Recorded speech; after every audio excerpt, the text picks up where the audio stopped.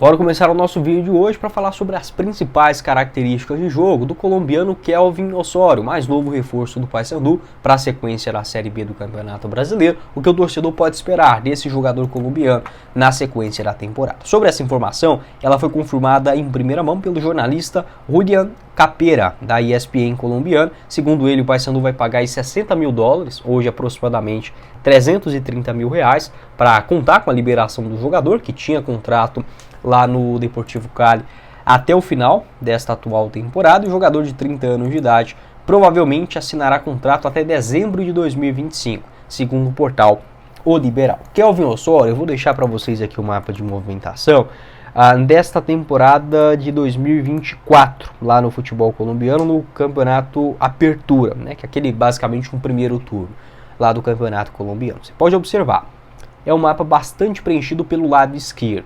Então quer dizer que o Kelvin Osorio é um lateral esquerdo? Não necessariamente. Ele pode fazer as três funções.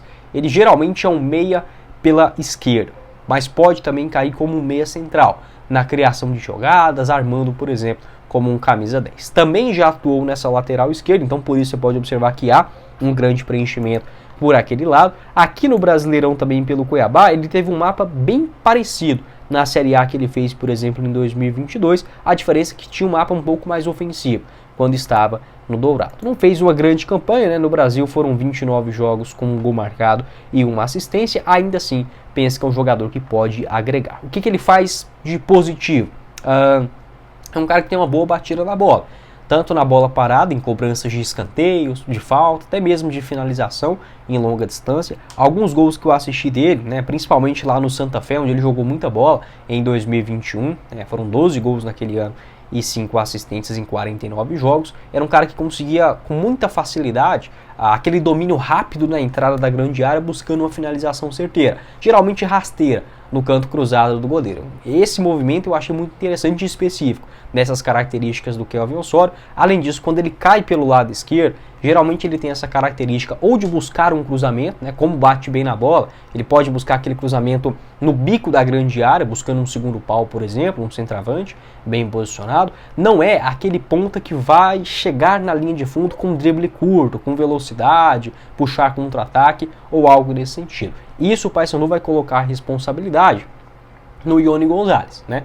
O Kelvin Osorio, quando cai pela meia esquerda, é um jogador mais criativo, participa mais da construção do jogo do que propriamente da velocidade, da explosão ou de um drible curto. Ainda assim, a capacidade técnica dele para conduzir, para armar, para tentar encontrar um companheiro bem posicionado, faz com que ele tenha também essa possibilidade de atuar ou pelo lado esquerdo, como um meia esquerda mais físico, mais técnico falando, ou até mesmo como um camisa 10. Mas penso que essa versatilidade pode ser sim muito interessante daqui até a reta final da Série B, tanto em jogos mais complicados, em um contexto geral do jogo, por exemplo, o Kelvin Osorio em um jogo onde o Paysandu precise criar mais, perdendo, enfim, em casa, pode utilizar ele, por exemplo, na lateral esquerda. É uma possibilidade, tá? Eu gosto dessa contratação. Ele pode jogar também como um segundo homem no meio de campo, pode acontecer. É forte, tem 1,81 m de altura, jogador que é canhoto, 75 quilos. Sobre a sua trajetória, ele é revelado pelo próprio Deportivo Cali,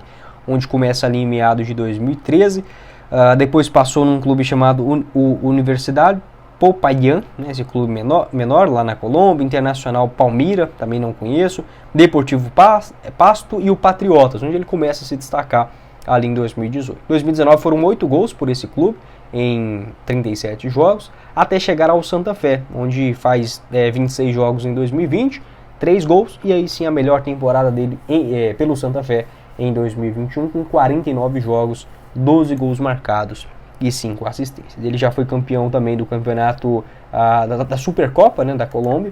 Nesta temporada de 2024 estava no Deportivo Cali. No ano passado jogou por um clube chamado Machicuna, né, esse clube do Equador. Confesso para vocês que nunca vi essa equipe da primeira divisão do Equador. Não foi bem por lá, o time mais perdeu do que ganhou na Liga do Equador, né, até ele retornar ao futebol colombiano. Aqui no Brasil, as impressões dele eram de um jogador pelo menos polivalente, voluntarioso, mas que não demonstrou muita qualidade técnica olhando um cenário, né, de Série A.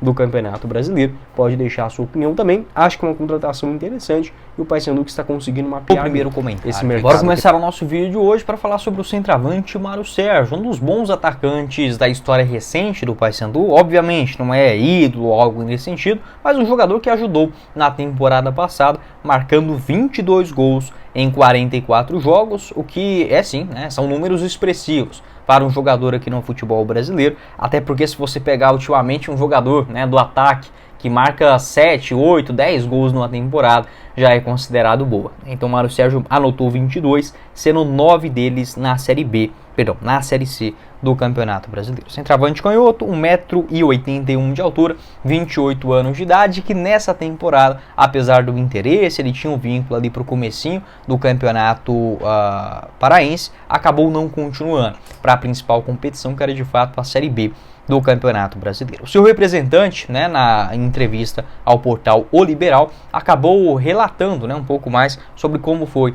essas tratativas com o Bapão. Abre aspas. O Paysandu tinha um direito de compra de 50% dos direitos econômicos e enviaram uma proposta assinada pelo Ari Barros, executivo, mas logo recuaram, alegando que o Mirassol, de que não houve acordo com o atleta. O Mário poderia ter saído do Paysandu ainda na fase de classificação da Série C, mas o Mirassol optou por não negociá-lo naquele momento, porque teria que ressarcir um valor ao Papão e ainda poderia prejudicar o clube na busca pelo acesso, já que o Mário, né, os gols anotados por ele contribuíram muito para a campanha. Chegou até a minha pessoa notícias que não são oficiais, de que algumas páginas estariam divulgando, né, que os representantes do Mário e o próprio atleta teriam pedido um alto salário para renovação, o que não é verdade. E essas notícias deixam qualquer um chateado, porque o Mário nunca pediu 150 mil de salário. Aliás, o valor apresentável estava distante dos 3 dígitos, né? Ou seja, mais de 100 mil. Isso faz com que quem a massa pense uma coisa que não é verdade, arranhando a imagem de um profissional que se dedicou e muito, identificou muito com o clube. O Mário queria continuar no Paysandu e a família também queria continuar em Belém. Fecha aspas, algumas declarações polêmicas, né, explicando um pouco mais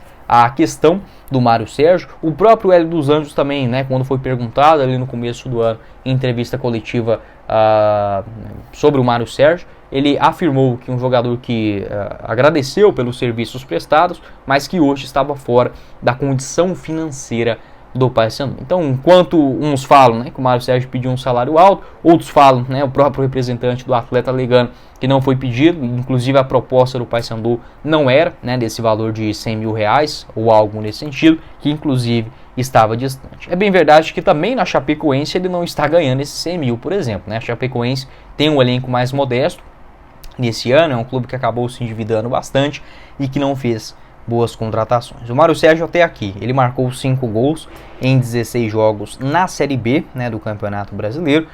No Campeonato Estadual, ele fez o Paulistão pelo Mirassol, onde anotou 1 gol em 7 aparições. O contrato dele na Chape, segundo o site Transfermarkt, vai até o final de 2026 e ele foi contratado em definitivo pela Chapecoense, que teve sim que fazer uma pequena compensação financeira ao Mirassol. Eu não consegui encontrar exatamente esse número, mas algumas especulações dão conta que foi acima de 500 mil reais para ficar, né, em definitivo com o Mário Sérgio nessa temporada. Acho um bom atacante, acredito que a diretoria deu sim bobeira para não continuidade do Mário. Acho que não impediria a chegada do Nicolas, por exemplo, né, um ataque inicial na temporada com o Nicolas e o Mário Sérgio, tendo duas opções para a camisa 9, acho que seria assim interessante. Nessa temporada, apesar da janela de transferências ainda continuar aberta, o Mário Sérgio não pode voltar para o Paysandu, né, porque já fez mais do que 7 jogos na Série B, já soma 16 até aqui e 5 gols marcados. Vou deixar para vocês o mapa de movimentação do Mário Sérgio na Chapecoense, nessa Série B, uma nota média de 6,89 até o presente momento. Eu gosto do Mário, tem esse contrato longo na Chapecoense, dependendo dos caminhos, né? Chapecoense, por exemplo, se for rebaixado nessa temporada, precisará mudar o seu elenco para o ano que vem. Talvez para 2025, é um nome que eu procuraria sim na Curuzu. Pode deixar a sua opinião, você torcedor do Paysandu, se ficou chateado com essa saída do Mário Sérgio, se você enxerga mais uma falta, digamos, de compromisso do jogador ou da diretoria, ou apenas um destino, né, que acabou não dando certo para a sua continuidade, eu penso que seria bom para todo mundo, tá? Sendo bem honesto aqui com vocês, tanto para o Mirassol, que poderia negociar o jogador mais caro, ou até mesmo ser, né, vendido definitivamente ao Paysandu. O Papão teria um jogador melhor no seu ataque, o Mário Sérgio continuaria, né, onde ele já estava adaptado.